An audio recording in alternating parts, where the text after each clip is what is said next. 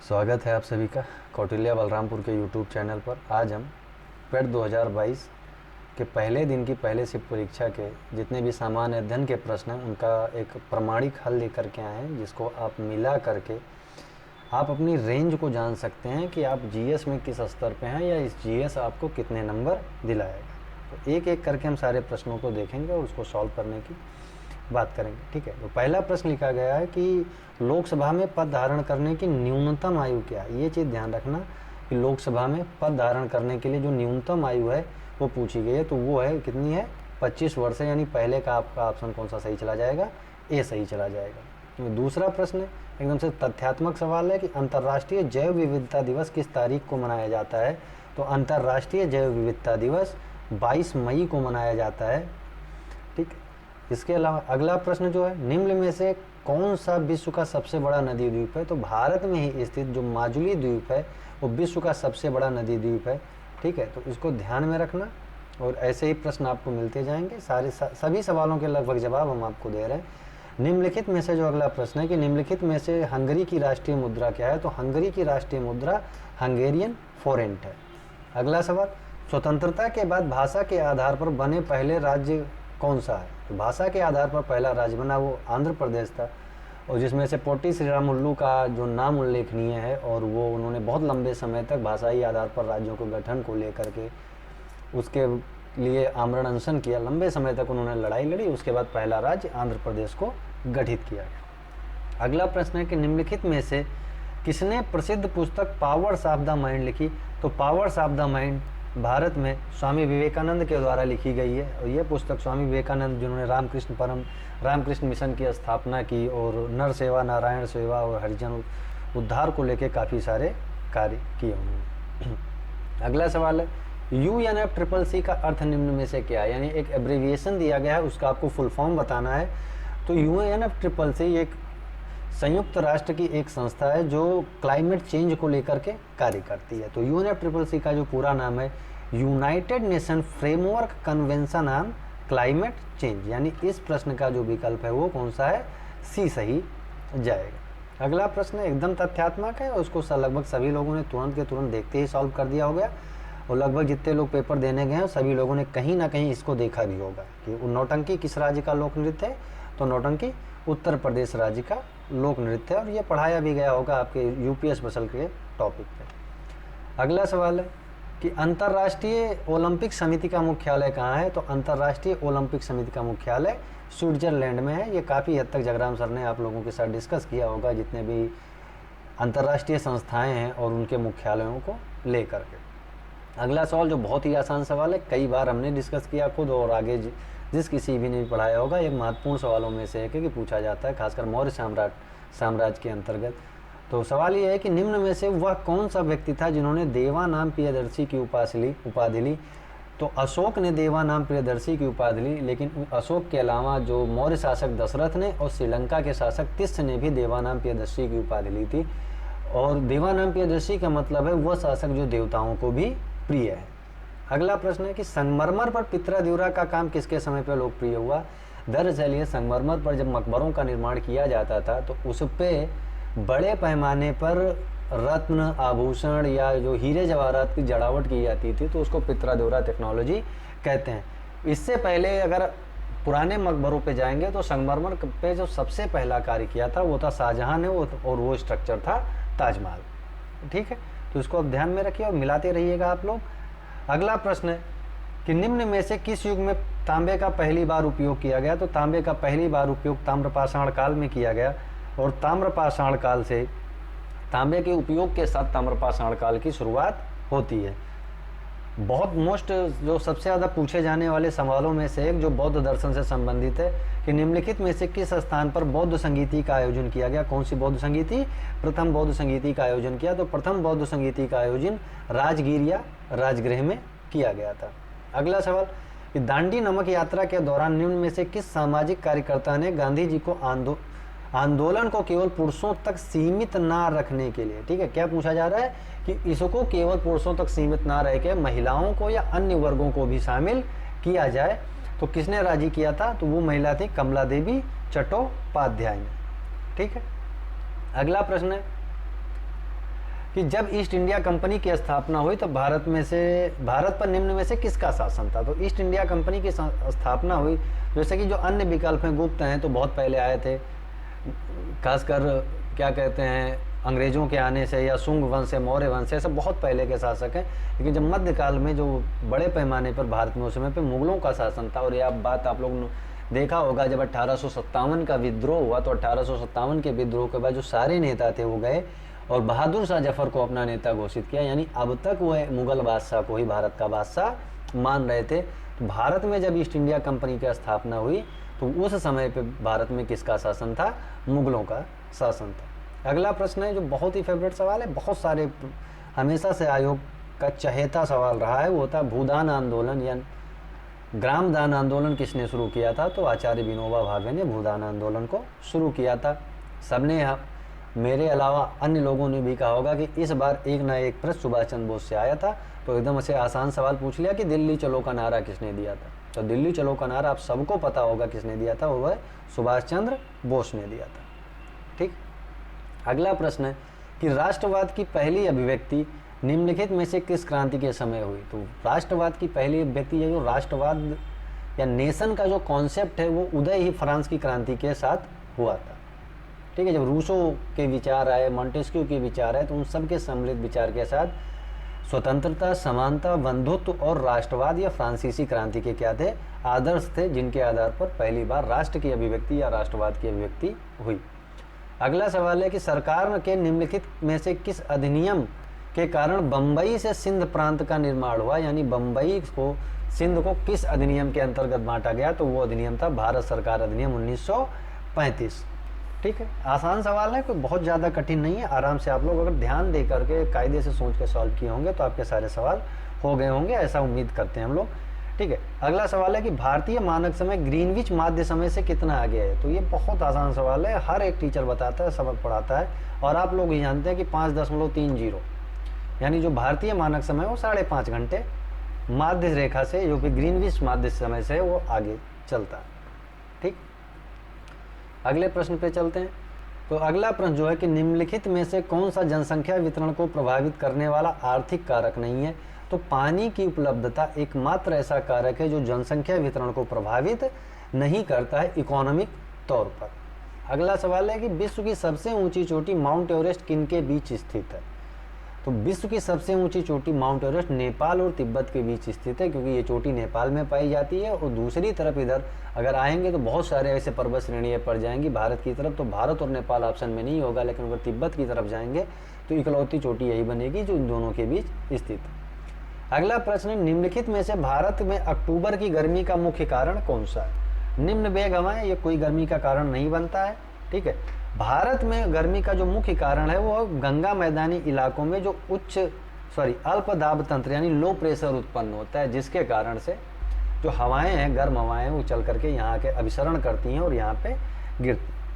ठीक, अगला प्रश्न है कि किसी विकासशील अर्थव्यवस्था के प्रारंभिक चरण में अधिकांश गतिविधियां किससे संबंधित होती थी? इसको कुछ यूँ समझें कि भारत एक विकासशील अर्थव्यवस्था है, भारतीय अर्थव्यवस्था में सबसे ज़्यादा कृषि का योगदान है। तो भारतीय अर्थव्यवस्था में सबसे ज़्यादा आज भी कृषि का योगदान है। तो भारतीय अर्थव्यवस्था के जो कृषि कौन से सेक्टर का हिस्सा है, कौन से क्षेत्र का हिस्सा है? और कृषि प्राथमिक क्षेत्र का हिस्सा है। तो प्रारंभिक चरण में किसकी गतिविधियाँ होती हैं? प्रारंभिक क्षेत्र की, चाहे वो कृषि की बात हो, चाहे पशुपालन की बात हो, मत्स्य पालन की बात हो, खनन की बात हो, या फिर वन उपज की बात हो। ठीक, निम्नलिखित में से अगला सवाल जो है कि निम्न में से कौन सा हरित क्रांति की रणनीति का हिस्सा नहीं था?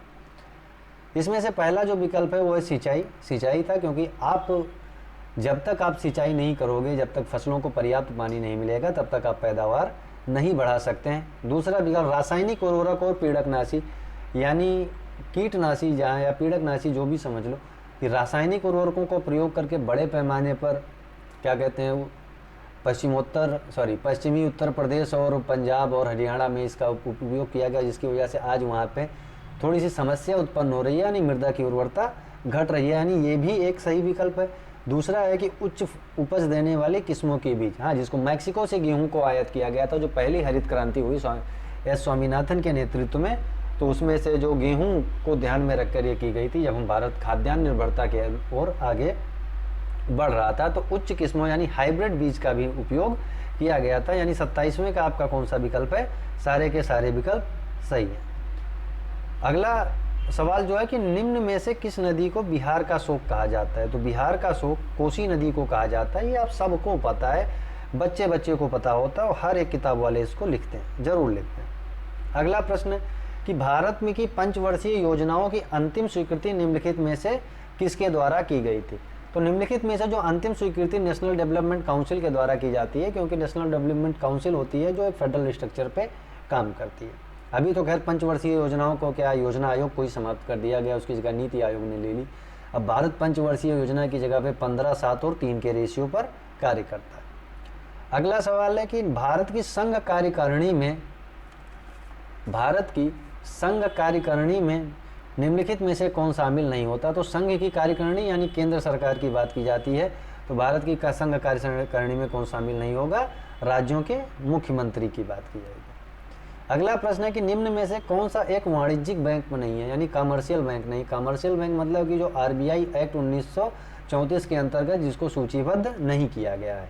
दूसरी बात है जो लेन देन का कार्य नहीं करते हैं, जैसे डायरेक्टली कस्टमर के साथ जो अटैच नहीं। तो इसमें से आईसीआईसीआई बैंक आप आराम से जाएं, खाता खोल सकते हैं, डेबिट कार्ड, क्रेडिट कार्ड जैसी सुविधाओं का लाभ उठा सकते हैं। एसबीआई, स्टेट बैंक तो 100% कमर्शियल बैंक है, भारत का पहला कमर्शियल बैंक यही था। एचएसबीसी बैंक और सिडबी में लगातार कन्फ्यूजन बने हुए हैं, लेकिन ये ध्यान रखना एचएसबीसी बैंक 100% कमर्शियल बैंक है और ये बैंक वो सारे कार्य करता है जो स्टेट बैंक, आईसीआईसीआई बैंक करते हैं। कौन सा बैंक है जो वाणिज्यिक बैंक नहीं है, वो सिडबी बैंक है। SIDBI small industrial development bank है, ठीक है। तो ये है बैंक क्या करता है कि दूसरे, जैसे मान लो कि जो प्रायोरिटी सेक्टर लेंडिंग की जाती है, तो प्रायोरिटी सेक्टर लेंडिंग में अगर कोई बैंक अपने उस निश्चित राशि को भुगतान नहीं कर पाता है तो नाबार्ड और सिडबी जैसी जो संस्थाएं उसको लेकर के फिर बाद में ऋण बांट देती हैं। तो कौन सा बैंक हो जाएगा हमारा, सिडबी बैंक हो जाएगा, जो कि कमर्शियल बैंक नहीं है, ठीक है। अगला प्रश्न है कि निम्न में से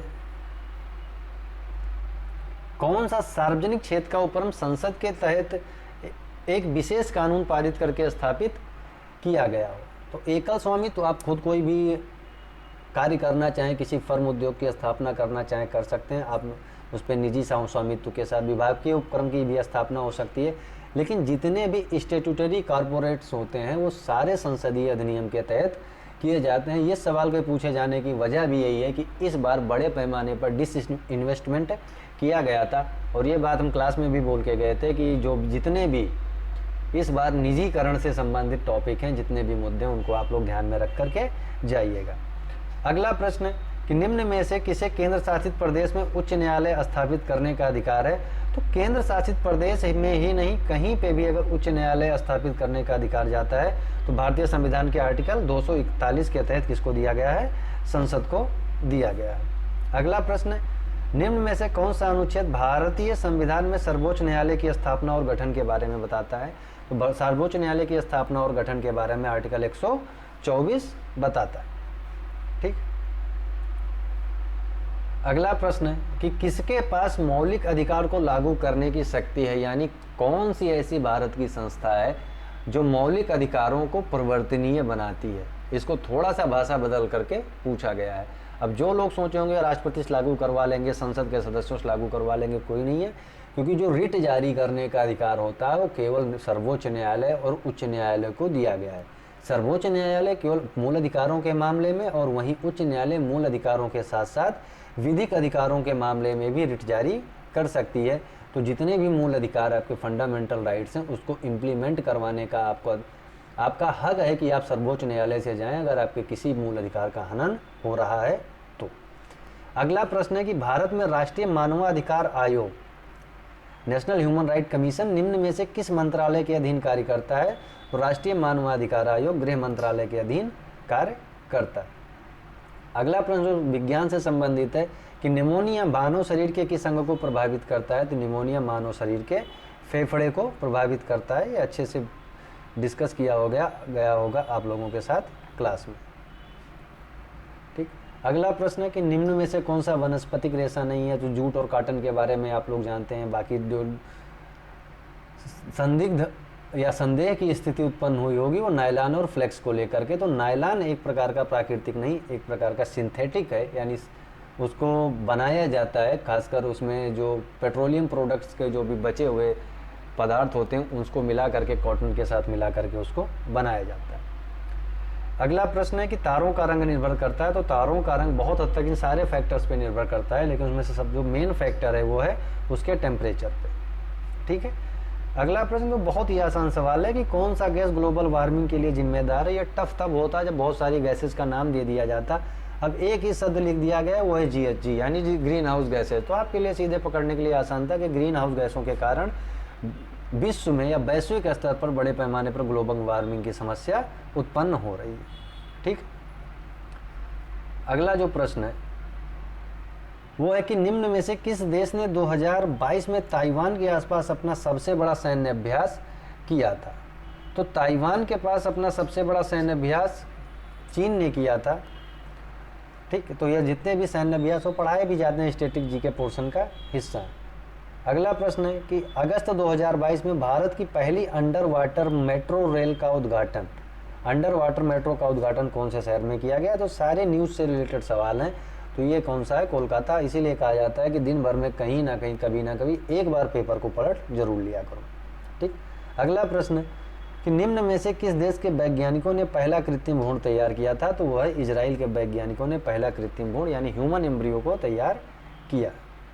ठीक है। अगला सवाल कि प्रधानमंत्री नरेंद्र मोदी ने निम्नलिखित में से किस राज्य में IIBX लॉन्च किया था। तो IIBX कहाँ पे लॉन्च किया गया था, वो है गुजरात में लॉन्च किया गया था। नेक्स्ट कि आज़ादी का अमृत महोत्सव के तहत बढ़े चलो अभियान निम्नलिखित में से किस केंद्रीय मंत्रालय के द्वारा जारी किया गया था। तो ये अभियान संस्कृति मंत्रालय के द्वारा जारी किया गया था या ये लागू किया गया था। अगला सवाल है कि भारतीय सेना जुलाई 2022 में डैश नामक एक अखिल भारतीय उपग्रह संचार अभ्यास का आयोजन किया था। तो ये था स्काई लाइट की बात की जा रही है, बाकी मून लाइट, स्पेस लाइट ऐसा कुछ नहीं। स्काई लाइट नाम से ये पूरा संचार, उपग्रह संचार अभ्यास का आयोजन भारतीय सेना ने किया। ठीक।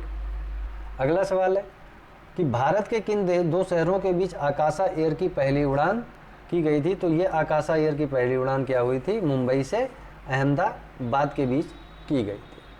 ठीक। सारे सवाल जिसमें से 80% सवाल हैं जो बेसिक तौर पे न्यूज़ से रिलेटेड हैं, सीधे तौर पे जो पेपर हैं या किसी भी तरह का आप न्यूज़ अगर फॉलो कर रहे हैं तो। अगला प्रश्न है कि निम्न में से कौन सा राज्य भारत में पहला हर घर जल प्रमाणित राज्य बन गया है। तो हर घर जल प्रमाणित राज्य कौन सा है, वो है गोवा है। तो आप इसको ध्यान में रखिए। नेक्स्ट है कि निम्न में से कौन सा भारत का पड़ोसी नहीं है। तो ये आप लोग कमेंट में बता दीजिएगा कि भारत का पड़ोसी यूनाइटेड अरब अमीरात नहीं है। अगला प्रश्न है कि निम्न में से किस IIT ने भारतीय भाषा प्रौद्योगिकी को आगे बढ़ाने के लिए A14 भारत के नीलेकणी केंद्र की शुरुआत की थी। तो इस केंद्र की शुरुआत IIT मद्रास ने की है। तो इसको आप ध्यान में रखिएगा, यानी इस प्रश्न का जो विकल्प है कौन सा सही चला जाएगा, वो D सही चला जाएगा। अगला प्रश्न है जो लास्ट है GS के से रिलेटेड कि किस केंद्रीय मंत्री की अध्यक्षता में चंडीगढ़ में नशीली दवाओं की तस्करी और राष्ट्रीय सुरक्षा पर एक राष्ट्रीय संगोष्ठी आयोजित की गई थी। तो ये संगोष्ठी आयोजित की गई थी गृह मंत्री अमित शाह की अध्यक्षता में, यानी विकल्प कौन सा है, B सही है। तो उम्मीद करते हैं कि GS के जितने भी सवाल हैं आप लोग सही किए होंगे और बाकी जो अन्य पोर्शन बचते हैं, हिंदी बचता है, इंग्लिश बचता है, मैथ है और रीजनिंग के सवाल हैं, वो उसको लेकर के हम आपके साथ कल फिर मिलेंगे। तब तक के लिए आप लोग पढ़ते रहिए और जिन लोगों का पेपर इस बार आज की शिफ्ट में नहीं था उनको, या जो भी दे रहे हैं उनके लिए भी कोशिश की जाएगी कि जल्दी से जल्दी उनको भी सोल्यूशन प्रोवाइड किया जाए। और जिन लोगों का पेपर अगले यानी कल है अगली शिफ्ट में, उनको अग्रिम शुभकामनाएं। आप लोग अच्छे से बिना किसी टेंशन को या स्ट्रेस लिए हुए आप पेपर दें, परिणाम आपके पक्ष में ही होगा।